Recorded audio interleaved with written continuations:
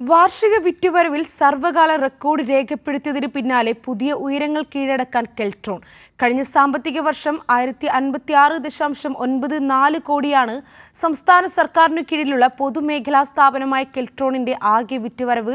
പ്രതിരോധ മേഖലയിൽ ഉൾപ്പെടെ കൂടുതൽ ഊന്നൽ നൽകി വിജയക്കുതിപ്പ് തുടരുകയാണ് ലക്ഷ്യം. രാജ്യത്ത് മൾട്ടിനാഷണൽ കോർപ്പറേഷനുകളുടെ സാന്നിധ്യം കുറവായിരുന്ന കാലത്താണ് കെൽട്രോൺ പ്രവർത്തനം ആരംഭിച്ചത്. 400 കോടിയായിരുന്നു ശരാശരി വിറ്റുവരവ്.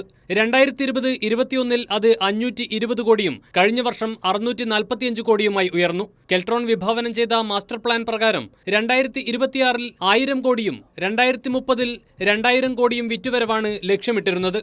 എന്നാൽ കഴിഞ്ഞ സാമ്പത്തിക വർഷം തന്നെ ഇത് 1056 കോടിയിലെത്തിക്കാൻ കഴിഞ്ഞതിൽ ചാരിതാർത്ഥ്യമുണ്ടെന്ന് കെൽട്രോൺ ചെയർമാൻ എൻ നാരായണമൂർത്തി കൈരളി ന്യൂസിനോട് പറഞ്ഞു. കെൽട്രോൺ ഗ്രൂപ്പ് ഓഫ് കമ്പനീസ് ആകെ ചേർന്ന് 1200 കോടി രൂപയുടെ വിറ്റുവരവുണ്ടാക്കിയെന്നും ഇത് കെൽട്രോണിനെ ഭാവിയിൽ ഉന്നതിയിലേക്ക് നയിക്കുമെന്നും അദ്ദേഹം കൂട്ടിച്ചേർത്തു.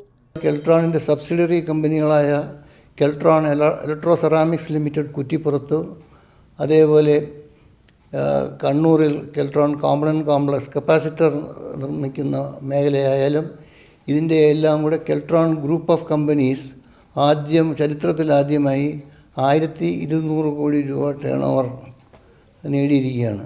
നാവികസേനാ രംഗത്ത് ഈ വർഷം 250 കോടി രൂപയുടെ ഓർഡർ കെൽട്രോണിന് ലഭിച്ചു. മിസൈൽ ഇലക്ട്രോണിക്സിൽ ഒരു വർഷം കൊണ്ട് 10 കോടിയുടെ പ്രോജക്റ്റ് പൂർത്തിയാക്കി. പ്രതിരോധ മേഖലയ്ക്ക് കൂടുതൽ ഊന്നൽ നൽകി വരും വർഷങ്ങളിൽ വിറ്റുവരവ് വർദ്ധിപ്പിക്കുകയാണ് ലക്ഷ്യമെന്ന് മാനേജിംഗ് ഡയറക്ടർ ശ്രീകുമാർ നായർ വ്യക്തമാക്കി. ഡിഫൻസ് മേഖലയിൽ ഒരു മേജർ ഫോക്കസാണ്, എസ്പെഷ്യലി ഇന്ത്യൻ നേവിക്ക് വേണ്ടിയിട്ട്. ഇന്ത്യൻ നേവിയുടെ കഴിഞ്ഞ കൊല്ലം ഞങ്ങളൊരു 110 കോടിയുടെ ടേൺ ഓവറാണ് ചെയ്തത്. ഇക്കൊല്ലം ഞങ്ങൾക്കത് വർദ്ധിപ്പിക്കും, 150 കോടിയോളം എത്തിക്കണമെന്നാണ് ഞങ്ങളുടെ ഒരു പ്ലാനിങ്. അതിനുവേണ്ടി ഞങ്ങളുടെ ഇപ്പം 350 കോടിയുടെ ഓർഡേഴ്സ് ഇന്ത്യൻ നേവിയിൽ നിന്ന് ലഭിച്ചിട്ടുണ്ട്. പദ്ധതി നിർവഹണത്തിന് പ്രാധാന്യം നൽകിയും തന്ത്രപ്രധാന മേഖലകളിൽ ശ്രദ്ധ ചെലുത്തിയുമാണ് സംസ്ഥാന സർക്കാരിന്റെ കീഴിലുള്ള പൊതുമേഖലാ സ്ഥാപനമായ കെൽട്രോൺ വലിയ നേട്ടം കൈവരിച്ചത്. കെൽട്രോണിന് ആശംസകളും അഭിനന്ദനങ്ങളും അറിയിച്ച് മന്ത്രി പി രാജീവും കഴിഞ്ഞ ദിവസം രംഗത്തെത്തിയിരുന്നു.